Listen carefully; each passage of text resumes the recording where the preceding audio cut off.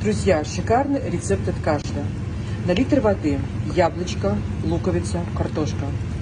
Все это перед тем, как опустить воду, чтобы она кипела, помыли, конечно же. Помыли и опустили. Чистить ничего не надо. Литр водички.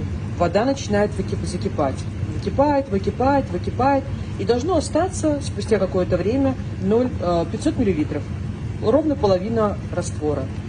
Овощи, фрукты выбрасываем.